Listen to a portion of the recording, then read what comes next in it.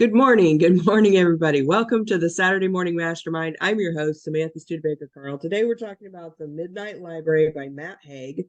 And we are continuing our discussion starting on page 227 with the section titled The Game. But before we get going with that, I want to give my friends an opportunity to introduce themselves. Hey, good morning, everybody. It's Jason Roberts from Tampa Bay, Florida. Great to be here and looking forward to the reading today. Lori Emmons in Denver. Happy to be here. Dan Sisek in Las Vegas, Nevada. Glad to be here also. Hello, it's Catherine Clement, and I'll do the reading if you can't hear the banging in the background. We'll see. We're starting at the game, page 227.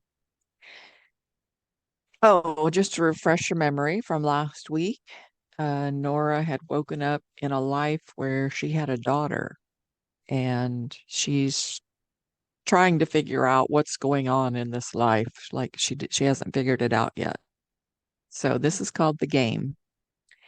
I ask you something we already know, and you say the answer. So if I ask, what is Mummy's name? You would say Nora. Get it? I think so. So what is your name? Molly.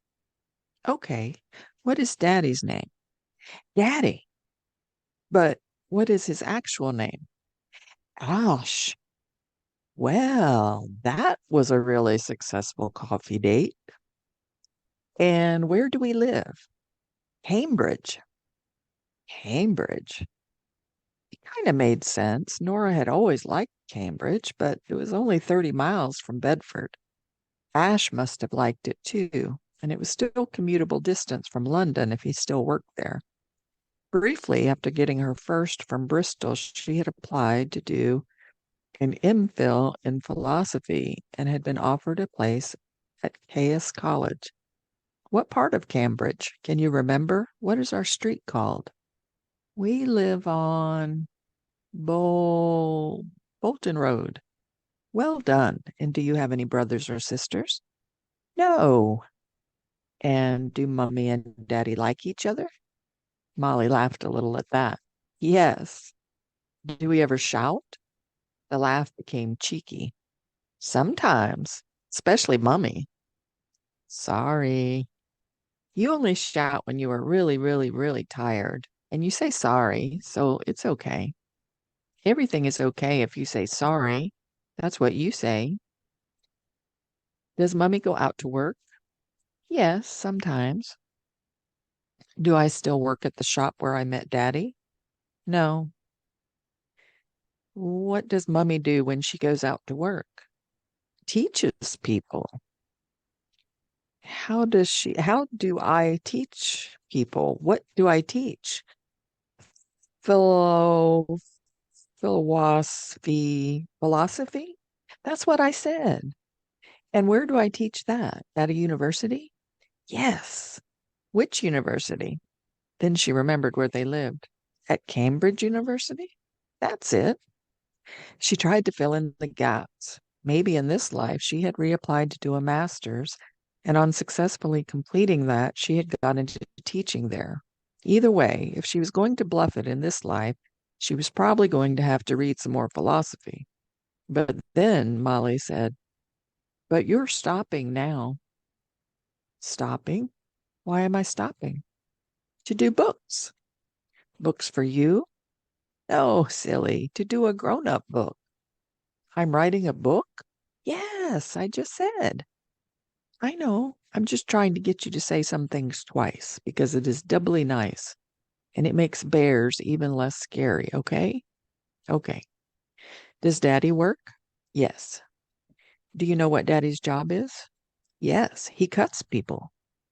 For a brief moment, she forgot Ash was a surgeon and wondered if she was in the house of a serial killer. Cuts people? Yes, he cuts people's bodies and makes them better. Oh, yes, of course. He saves people. Yes, he does. Except when he is sad and the person died. Yes, that is sad. Does Daddy work in Bedford still, or does he work in Cambridge now? She shrugged. Cambridge. Does he play music? Yes, yes, he plays the music. The very, very, very badly. She giggled as she said that. Nora laughed too. Molly's giggle was contagious. It's. Do you have any aunts or uncles? Yes, I have Aunt Jaya. Who is Aunt Jaya? Daddy's sister. Anyone else? Yes, Uncle Joe and Uncle Ewan. What is that name? Ewan? Anyway, Nora felt relieved her brother was alive in this timeline and that he was with the same man he was with in her Olympic life. And he was clearly in their lives enough for Molly to know his name. When did we last see Uncle Joe? Christmas. Do you like Uncle Joe? Yes, he's funny. And he gave me Panda. Panda? My best cuddly.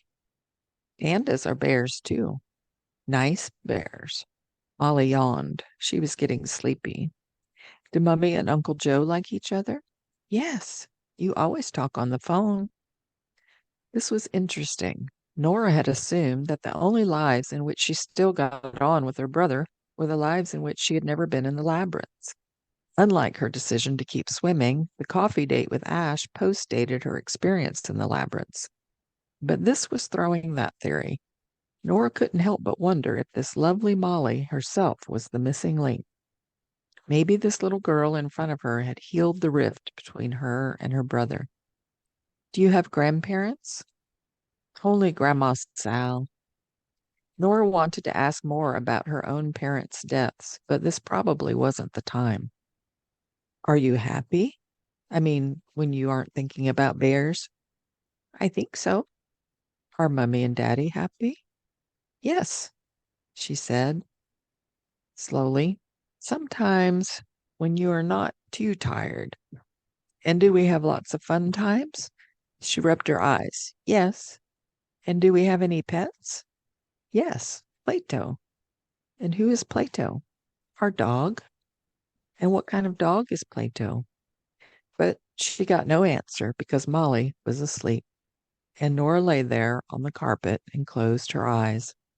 When she woke up, a tongue was licking her face. A Labrador with smiling eyes and a waggy tail seemed amused or excited to see her. Plato? She asked sleepily. That's me, Plato seemed to wag. It was morning. Light flooded through the curtains now. Cuddly toys, including Panda and the elephant Nora had identified earlier, littered the floor. She looked at the bed and saw it was empty. Molly wasn't in the room. And there were feet, heavier feet than Molly's, coming up the stairs. She sat up and knew she must look terrible after sleeping on the carpet in a baggy Cure t-shirt, which she recognized, and tartan pajama bottoms, which she didn't. She felt her face, and it was creased from where she had been lying, and her hair, which was longer in this life, felt dirty and bedraggled. She tried to make herself look as presentable as it was possible to look in the 2 seconds before the arrival of a man she simultaneously slept with every night and also hadn't ever slept with. Schrodinger's husband, so to speak. And then, suddenly, there he was. The perfect life. Give me just a second.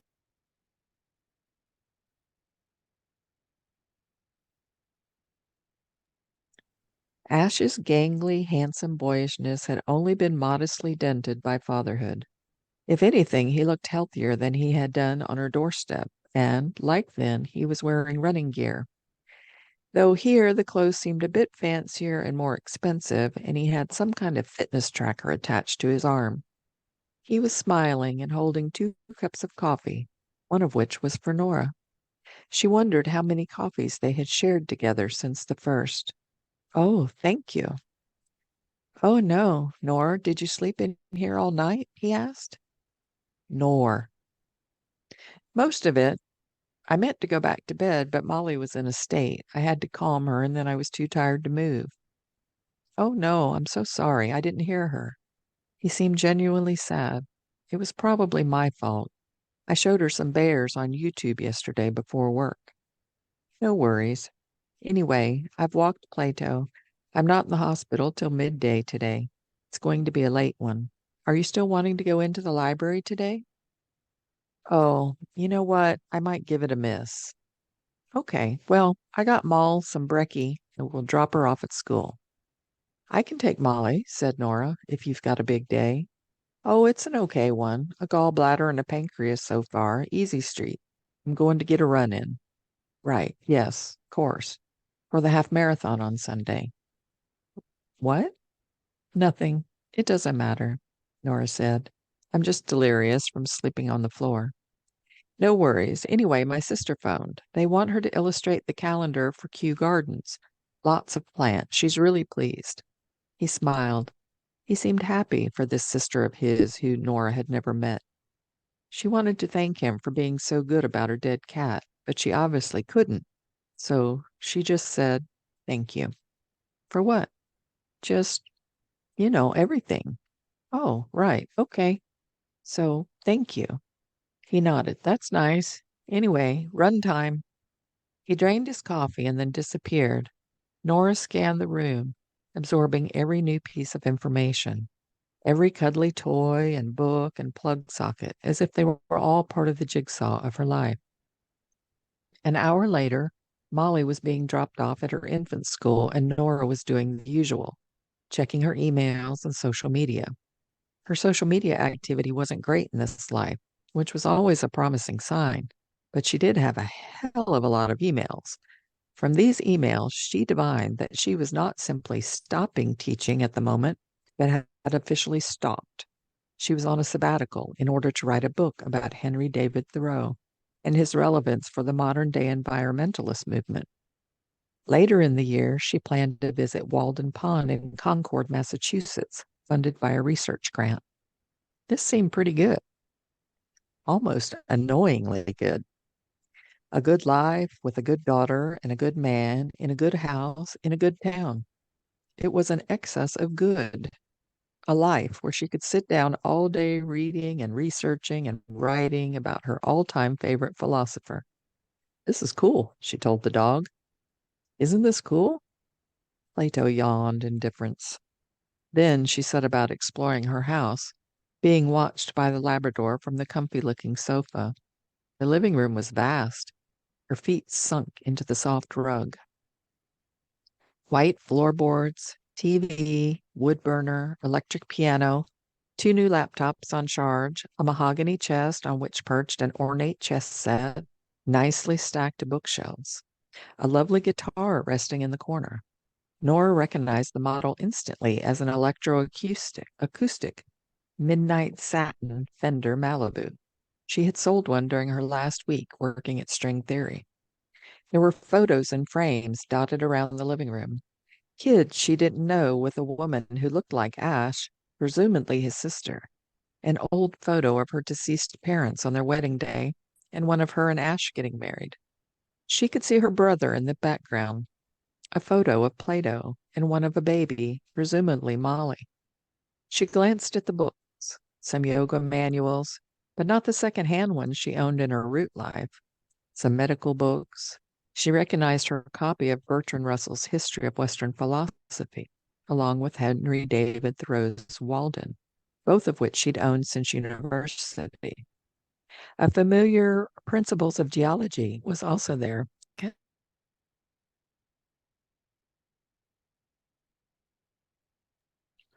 There were quite a few books on Thoreau and copies of Plato's Republic and Hannah Arendt's The Origins of Totalitarianism, which she did own in her root life, but not in these editions.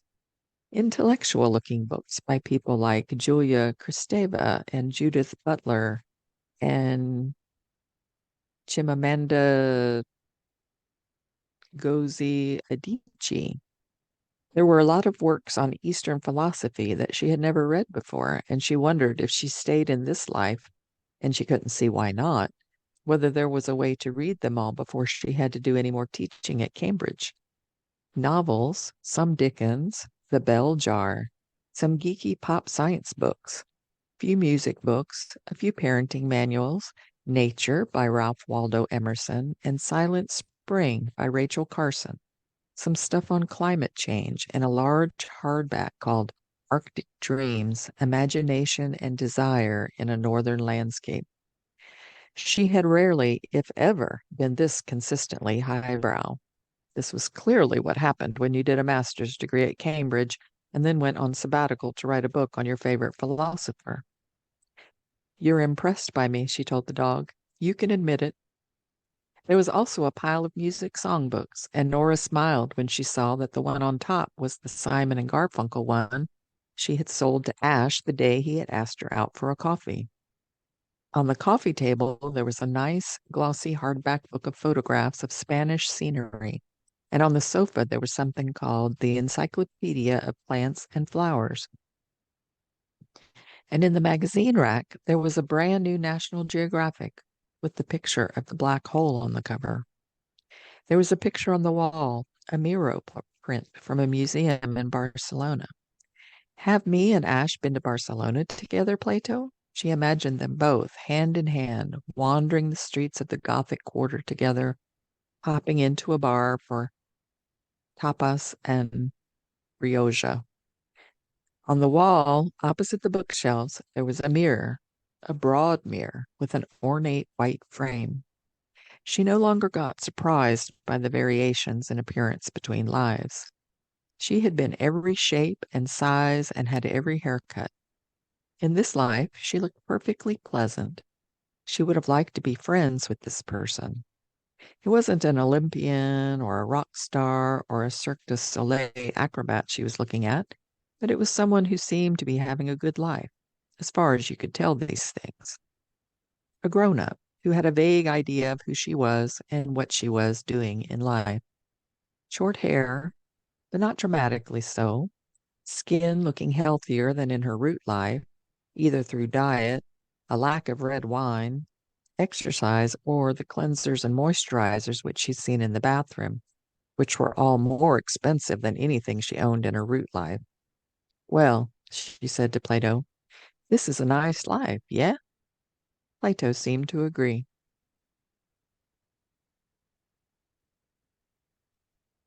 Should I continue?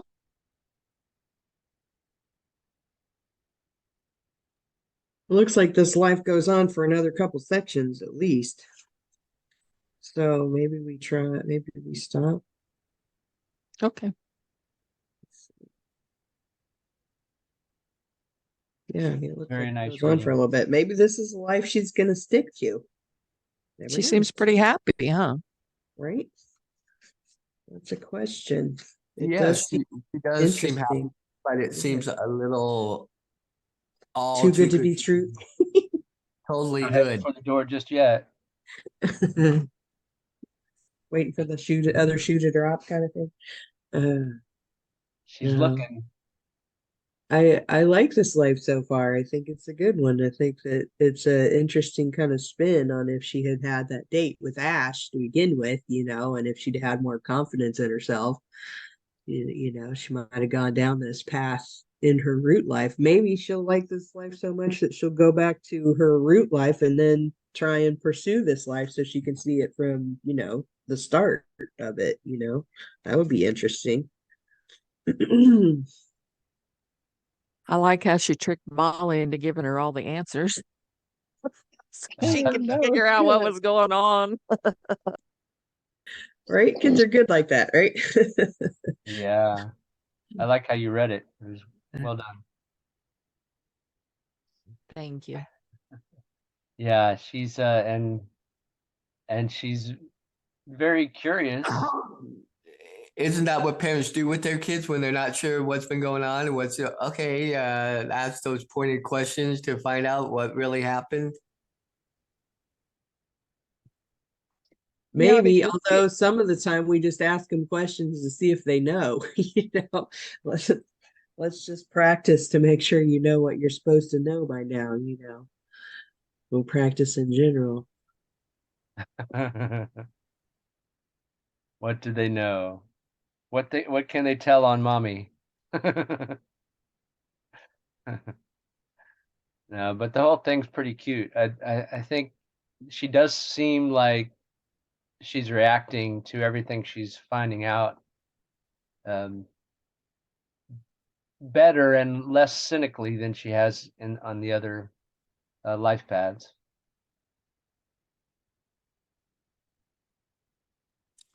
I think this life fits into more of what she pictured her life being and what she was hoping it might be. And I think that's why this one resonates so well with her, that it's like, oh, there is a life that is out there that I think that she probably thinks that she should have had. Actually, That is possible because I think, you know, in her root life, she really felt like that relationship with her brother was ruined forever because of the whole, you know, her deciding not to be in the labyrinths anymore. And here she is discovering, oh, maybe she can have a relationship with her brother beyond that, you know, breakup, if you will. I think that's something too. And yeah.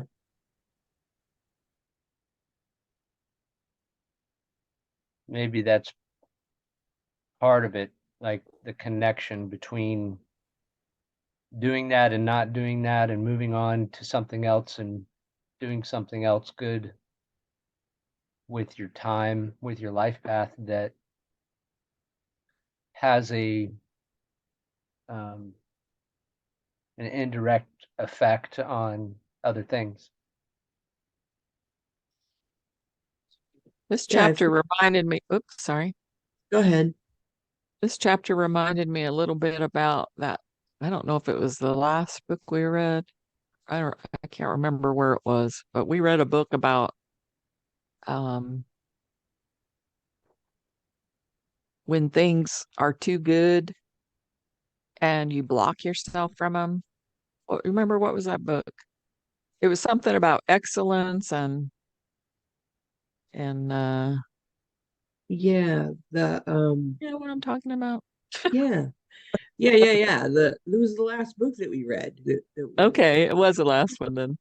Yeah, the zone of excellence and the zone of something else, and Of like genius. of genius. There you go. Thank you. Somebody's got a brain here. And like we You have a beautiful brain. how we get we can block ourselves when we think too much good, like because we have this fear that if we accept too much good, then something bad is going to happen. And so we block ourselves when things start getting too good. And but that we don't have to, that we can accept that things can just be good, that they don't have to swing back and forth. I'm still not sure about that one myself, but that's what that book said anyway. Yeah, I know. That's a big question, isn't it? And that's one that I've been kind of looking at in my life. I'm wondering, okay, how am I going to self-sabotage this? You know, or trying not to think in that manner, you know? I mean, because I don't want to do that, obviously. I want to keep thinking about maybe there isn't a ceiling to, you know, our success situation or whatever, life positiveness, you know, maybe it doesn't have to. And that was something, dang it, I can't remember the name of that book. I'm going to look it up real quick here in just a second. I'll jump over to our YouTube channel and remember what the book's called. But it, that was really a kind of smack in the face idea that, you know, maybe the only reason we have these cyclical things in our lives is because we believe we are limited at, you know, whatever level that we're at, or we have been in the past if we've never gone above a certain level of success or level of financial security or level of happiness or whatever, is that we have this kind of tendency to think that, you know, life is meant to be a roller coaster versus just a continuous uphill increase, you know. I mean, I don't know, it's fascinating. I'm going to look that up real quick while you guys are talking. Self-limiting beliefs. Oh, sorry, Lori. For me, it's interesting how much her relationship with her brother deep down means to her, I think, and that, and I'm kind of looking at it from a roundabout way because of me and my own sister, because we really don't have a relationship. And I'll be honest, a lot of me doesn't really want to because of the type of person she is. Doesn't mean I still don't love her, but to be around her or just what, even with that, even though I don't interact with her, but from things I've heard her say and even things I've heard about her saying about me, it's just, so for me, it's odd that her relationship with her brother is so central to her. It's interesting. And because to me, I would think it would be more like her mom or, her, mom, dad, or something like that. Although I think her dad is another major aspect that she misses too. But the thing that just jumped out at me was, how she thinks about her brother.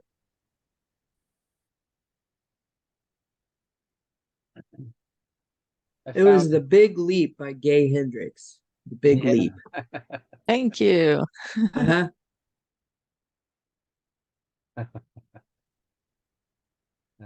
It's that family stuff that just really messes with your head. And I think you're right.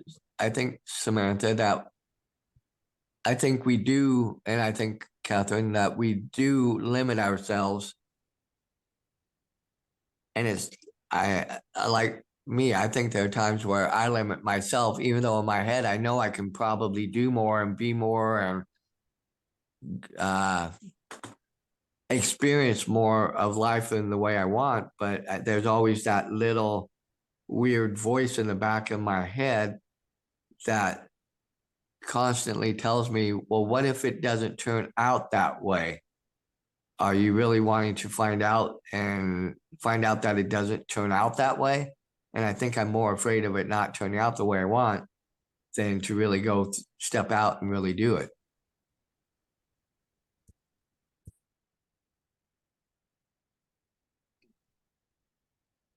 I feel like in Nora's root life, that's kind of what she had done to herself, is that she had felt like she had let down these people in her life, and therefore she never allowed herself to do anything to make herself happy. She was like making herself miserable because she felt guilty about not following through on these things for other people.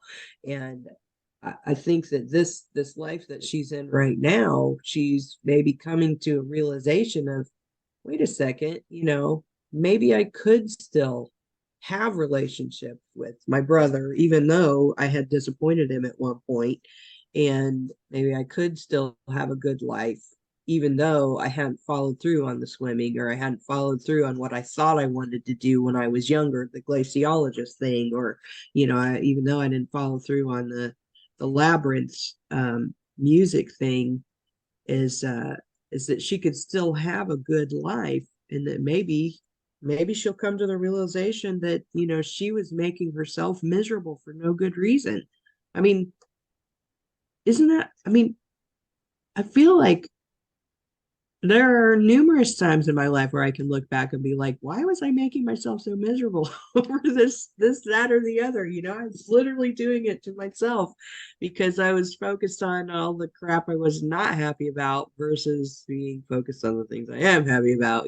I keep telling myself that's like a message to me, is you need to stay focused on what you like and what you're happy about versus all this mumbo jumbo that we're not, I don't know. Sometimes I feel like we need to kind of like step outside of ourselves in some way to be able to see what we're doing to ourselves. And I don't always know how to do that.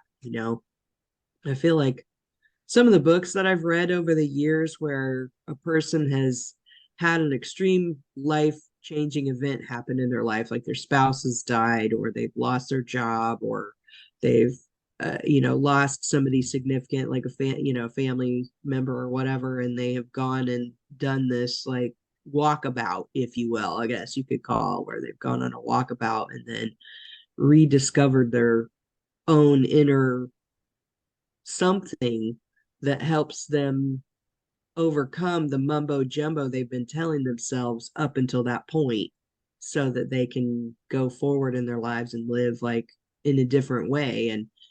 And I feel like it's really just a matter of switching your perspective. And if we could do that without having to go on some major spiritual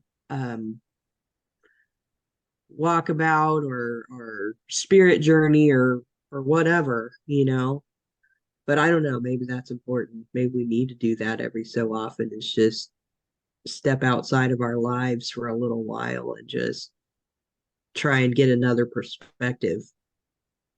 I don't know. What do you guys think? I think you just said a little bit of what that we all tend to kind of look at, but I also think that part of what we need to realize is that we are part of other people's lives. And yes, we can help make other people's lives hopefully better by being a part of it and being, hopefully a positive influence. But deep down, it's not our job to fully make their life happy, if you get what I'm getting at. That I've got so much I need to worry about for trying to work on making my life happy. But I think we tend to put the emphasis on everybody else because we hope then, I think, that it will have a measurable effect on our lives, when in actuality, their lives are aspects of our lives, but they're not the all and end all to make our lives happy either. It works in tandem, but it's up to us. And I think we forget that sometimes, that it's up between us and God, the universe, creator, whatever you want to call it, to work on making our lives happy and be the most, hopefully, influential and helpful for those around us in a positive way, but without trying to take over and be the one that makes their life happy.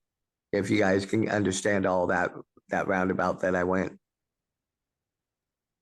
Yeah, no, I completely get what you're saying, Dan. I mean, we do tend to think that, well, I say I know that I tend to have this idea in my head that if I don't do X and Y and Z and B and X and W or whatever, that I'm going to cause a really bad situation with, not a bad situation, but like I'm going to disappoint everybody, and then that's going to make their lives more difficult, or I don't know what it is, the mumbo jumbo we tell ourselves, that we are more important in other people's lives than what we really are.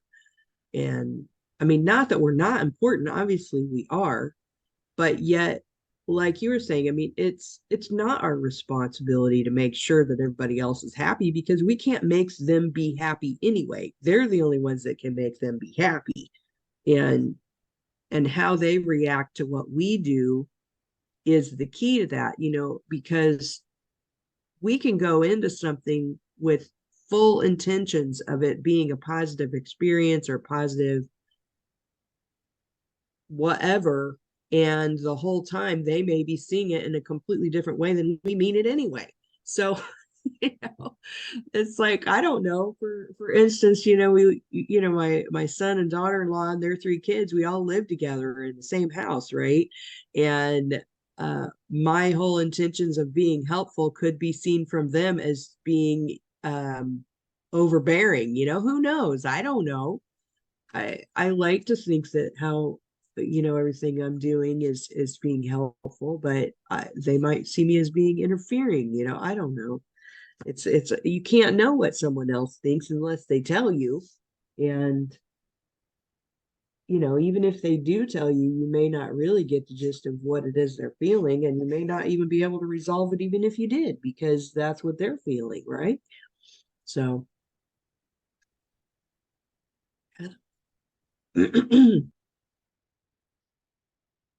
Yeah, and the whole idea of having a different perspective, I believe, is really kind of key, both in understanding like what you're talking about, and the realization that of what we're thinking is reality and what they are actually possibly thinking is reality.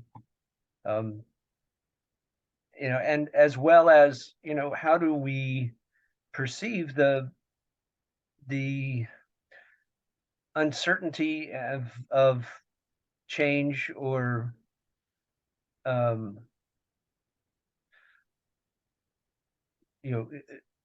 new things in our existence that come about. What is our overall perception of that, and having I guess being aware of how we view that, how we view uncertainty in our lives, and then I think that perception of, well, knowing that we can change that perception, and that, to go back to our previous example, of which is kind of reminded me of the cliche, whatever goes up must come down. Well, that's true in gravity, but maybe that's not true, and we're with our day-to-day routines and our enjoyment of life. There's no reason it we have to backtrack at all. And so just being able to have a different perception about, like, for instance, just the idea of anything that is uncertain in your life. Or you don't know how your job interview is going to turn out. You don't know how your errands that you run during the day are going to turn out. You don't know how that conversation with that person you don't normally get along with will actually, turn out.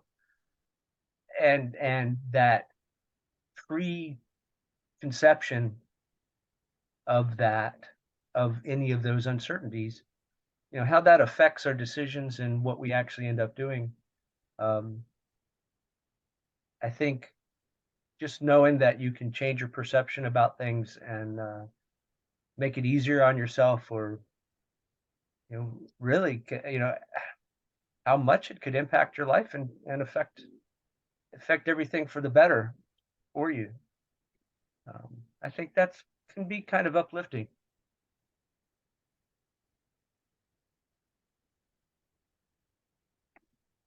And it's just how you perceive it.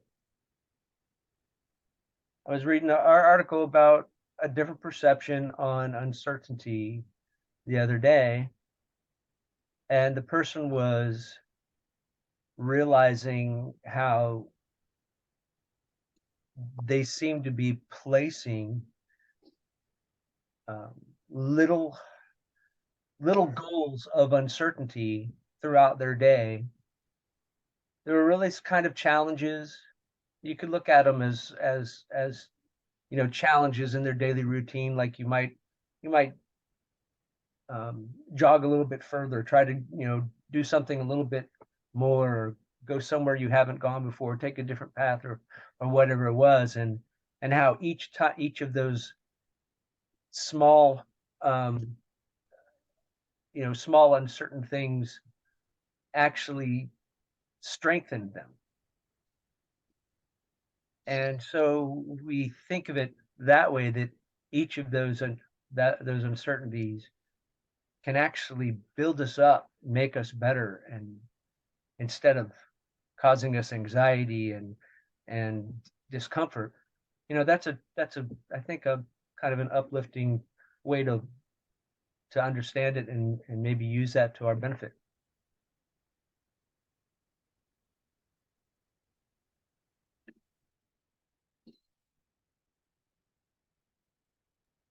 There's a lot of uncertainty that can be resolved just with communication. Sometimes people don't communicate well with each other, and then people tend to, left to their own devices, tend to think the worst of things instead of the best of things. And then by the time the two are talking, all these stories have been made up in the heads, in the meantime. And plus, a lot of uncertainty can be resolved by communicating with God or the universe or whatever you want to call. We don't carry the world on our shoulders, or we don't have to carry the world on our shoulders. I guess many of us do carry the world on our shoulders, but we don't have to. And when we have a decision, we're trying to decide between this or that, all we have to do is ask God. You get very clear signals, yes or no. If you ask a yes or no and you communicate with spirit, this is, you can either tell them, this is my sign for yes, this is my sign for no, or you can say, show me the sign for yes, show me the sign for no, and just get your answers that way. And that way you don't have to worry about it and think about it constantly and go back and forth. I mean, it's just our higher self knows what is best for us. Our human self thinks that we have to figure it all out, but we really don't. We just have to follow the guidance that we're given or that we ask for.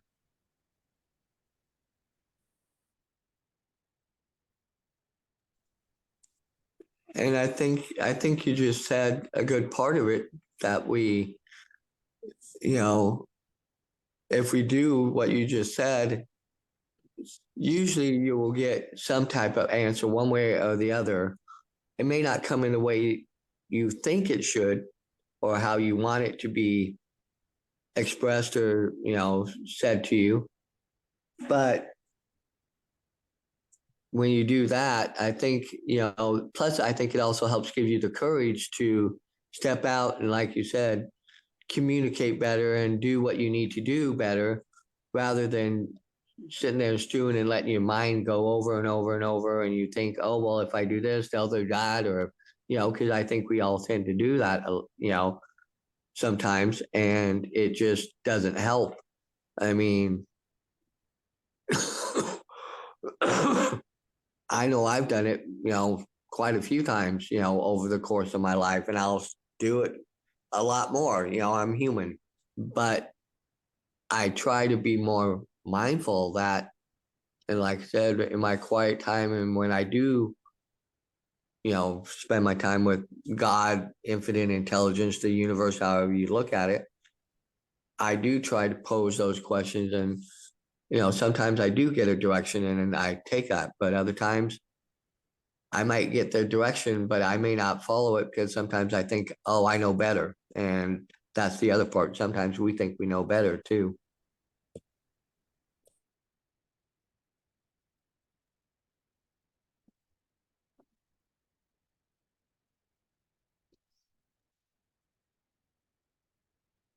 Yeah, I think kind of the way I've kind of looked at things is, how do I build up a habit?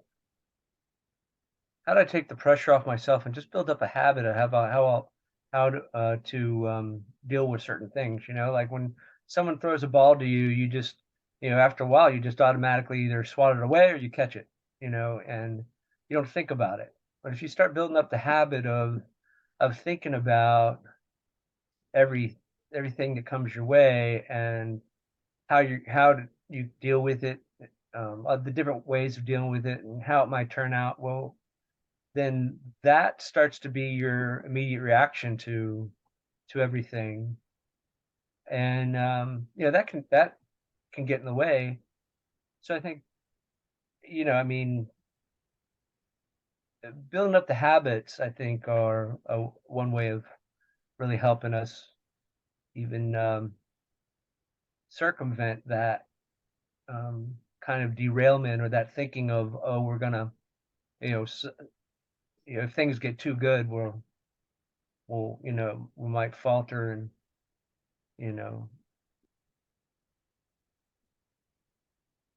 everything, that things might fall apart if things get too good. Oh goodness, fear of getting, having things be too successful, which is really, it is a real thing. That is people do believe that, when things are, and it's about things you wouldn't think of too. It's like when things look like they're going too good, or things are too quiet. It's like, oh, something's going on. Things are too quiet. Things are too, it's, uh,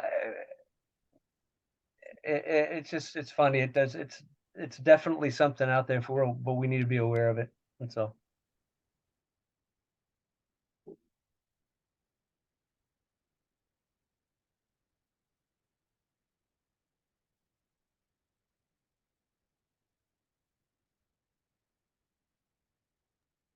I mean, if anything else is an indication of it, is like in this day and age, it's that vacuum just gives such a room for the paranoia to kind of spread, and people, nefarious people to fill that gap with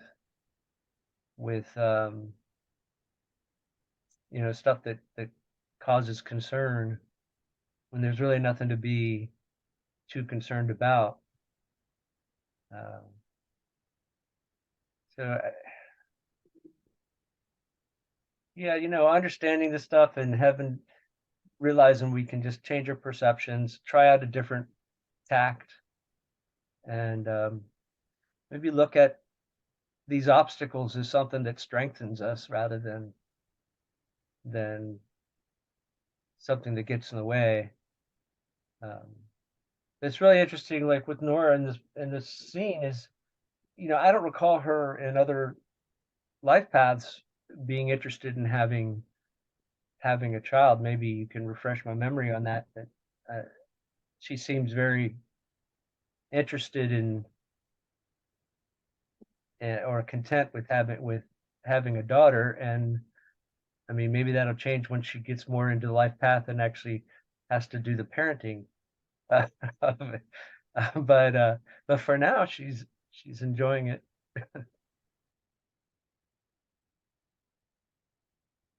Childbirth is such a huge part of your life, and to not have any recollection of that, or memory of it, it just is mind-boggling just to think about, because I know it was such a huge event for me. I can't imagine it not being a huge event for any woman.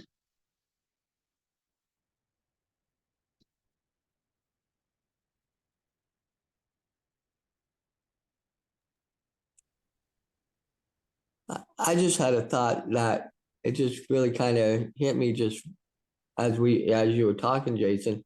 But how would we react if we woke up and realized that we saw a life, or maybe felt like we dropped into the life that looked like it was like the right life, or that it was the life we have always envisioned?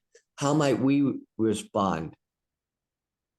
Would we really look at it? Would we really take it to heart that, oh yes, is it really possible? Or is it something where we might shake it off and say, oh, it's just a dream, or it's not reality, or it's not, this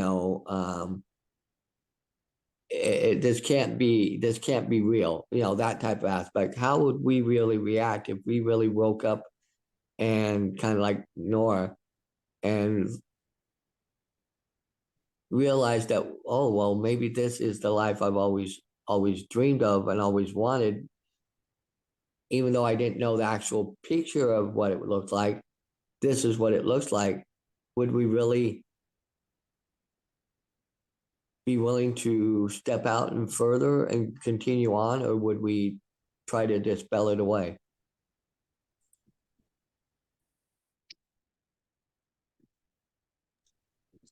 I think people had just one spell it before away that. every day. Oh, sorry. I mean, I don't know personally, like when I think about what I want in life, um, I have all those things already. You know, like I have all these dreams and goals and this and that and the other, and feeling like I should have been more of this and less of that and all of that kind of stuff. But when it boils down to, you know, if all of those dreams and goals came to fruition, what am I trying to get to in the end? I already have all of that. And I think a lot of people do when they really break it down. I think they already have most of the things that they want or that they feel like their goals are going to bring to them. Um, and if happiness is one of those, you can't count on a goal to bring that to you. That's why I wonder, you know, on the big leap, is it really that things don't go up and down? Because I think they do. Or is it really that you just get to where your emotions don't go up and down with the rest of the stuff? You know what I mean? Like you always hear the stories about how people can just be like totally zen and regardless of what's going on around them, like people who have been maybe jailed. Like we had somebody recently on the news a lot here that he was jailed for, I don't remember if it was like 48 or 50 years, something like that, for a crime that he didn't commit. But he's not bitter. He maintained his composure and his innocence for all of those years in prison. Um, so, I mean, being in prison would definitely be on the low side of things for me. So I'm just saying, you know, I don't know that I think life continues to go up and down, but whether we allow ourselves to go up and down, that's our choice. As for me, when I think about, you know, the my goals and stuff, what's the end game for those? Most of that is happiness, contentment, time freedom, which I don't have a lot of anymore, but I'm still not committed to like a 9 to 5 somewhere that I have to be or a 7 to 7 like I used to do, you know. Um, Being around family, you know, having good friends, serving, feeling a sense of purpose by serving other people. I mean, when I think about and break down what do I want to accomplish in life, I already have. Like I'm not trying to give myself a pat on the back for that. I'm just saying that I think people just continue to keep striving and striving and striving and striving and beating themselves up for things that they strove over, if that's even a word, and didn't make it or you know, whatever. But they can choose to be happy right now. And then all the other stuff will just kind of flow. And I have to do a wedding tomorrow, a hand fasting, and I've been writing the script for that and, you know, thinking about what needs to be put in there, what can best support and uplift this couple as they begin their new union. And, you know, one of the things I put in there was about water and how water can be so tumultuous and completely flood, destroy everything. And yet, without it, we die. We die of thirst. And so we have to remember that even though the waves can toss and be thrashing around us, our soul, that's our human side. The human side is when that water is thrashing around us, because our soul is always that lake with no wind, that glass, pure glass water lake when there's no wind and it's so calm and so still. And our soul is always like that. And if we can just remember in those tumultuous times, to that we are spirit as well as body and human, if we can step into that calmness for a moment, even, then we can go back to the tumultuous. But we got to remember that calm is there. We got to remember we're spirit. We're not just animals here. We're animated, but we're animated by our spirit, God's spirit.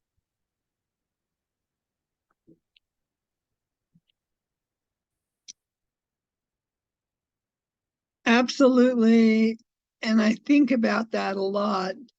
It's the polarities. There's the water is so important, but it can be so devastating and destructive.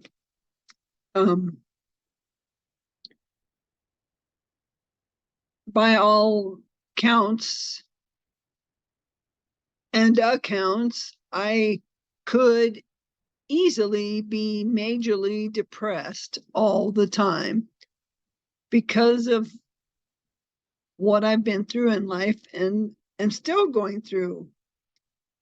But I have to choose the happiness and look for the good.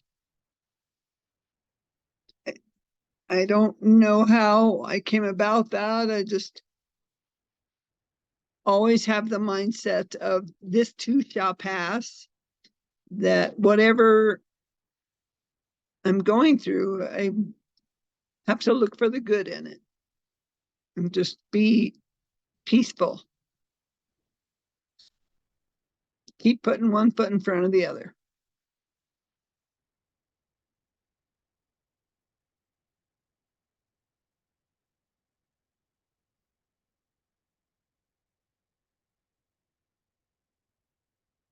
Oh, now I've dumbfounded y'all. No. Speechless. No, but I think you make a good point that, and Catherine, some of this is really what we decide to do and how we decide, and what we step into. For you, stepping into that, I'm not going to let this, bring me down. I'm going to choose to be positive. I'm going to choose to be happy. And the other part, like Catherine said, stepping into the spirit part of who we are and connecting. And I'll say this, for me, connecting to God, but for whoever, the universe, infinite intelligence, however that works out. But stepping into that and allowing that to bring a peace and a calm for me, and to help me look at the situation in different perspectives, so that way maybe I can come back and develop a different perspective of how do I want to move forward. Then I think that's, a big part of what we need to do, but sometimes we don't do it enough. And sometimes we don't, realize what doing that can do for us. Well, the family issue, there's always that person in your family or whatever you just can't get along with or whatever. And it's all about perspectives and perceptions. And we're all going to have our own versions of that. And everything has its polarity. the total opposite or exact opposite, however you want. Hmm. And just So- because their perspective is different from ours doesn't make them wrong or us right, or, vice Exactly. versa. It's just different. And we need to learn to accept and respect each other's individualities and allow each other to have an individual opinion without judgment, instead of, like, we're not all going to, there's no way with all these humans on earth that we're all going to have the same beliefs. I mean, we're raised in different cultures and different religions and different everything. But, and we wouldn't want us all to believe the same. My God, how boring would that be? Like, if we were all just alike, that'd be horrible. Horrible. Yeah, but we have to respect each other and acknowledge the God within that other person as well. We can't just say that our decision is the only right decision, because I had my granddaughter got in trouble at school again, and so we were having a talk, and I was telling her about the elephant, which we've used the story of the elephant on this show many, many times, where there's uh, four different people, blind people, standing around an elephant, and one is holding their tail, and one is holding their ear, and one is holding their trunk, and one is holding their leg. And they're told to describe what an elephant feels like. And so each one describes what the elephant feels like. And I drew this out on a piece of paper for her. It was the worst drawing ever, but it was funny.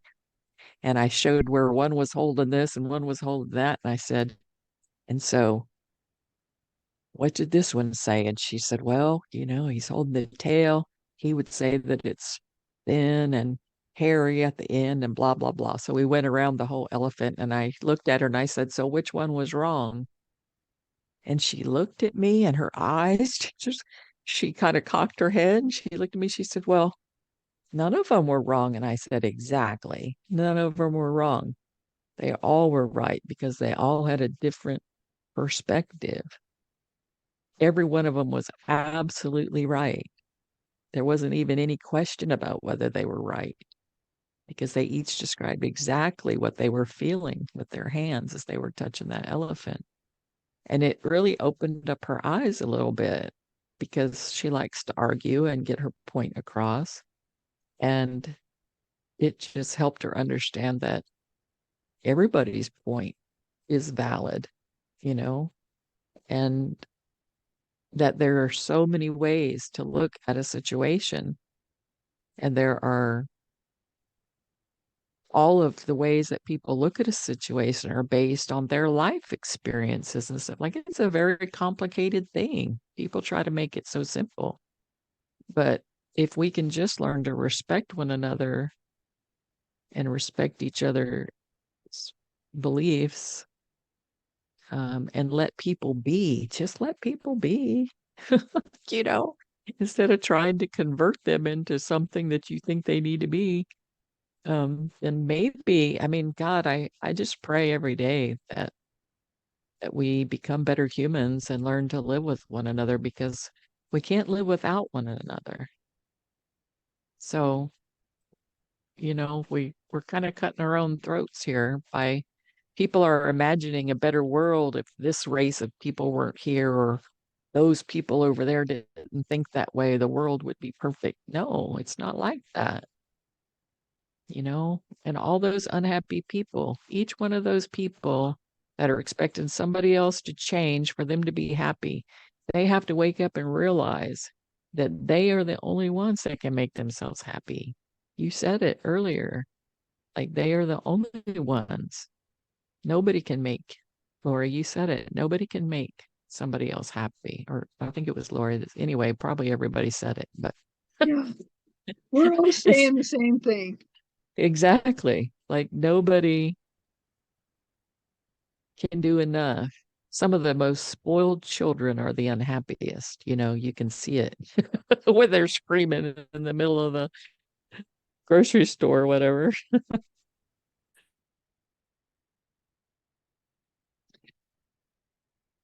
It's so funny. I was waiting in a my line in the line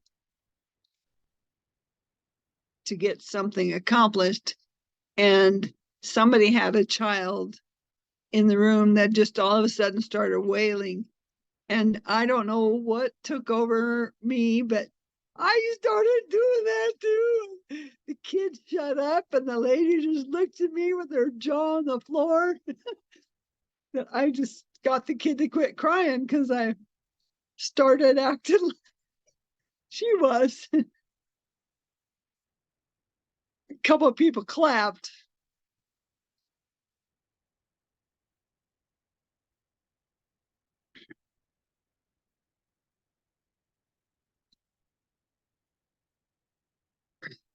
Sometimes they just don't know what they look like Or sound like. when they're doing that, or sound like when they're doing that. Then when they see somebody else doing it, they're like, "Oh my goodness, what's wrong with that person?" Excuse me.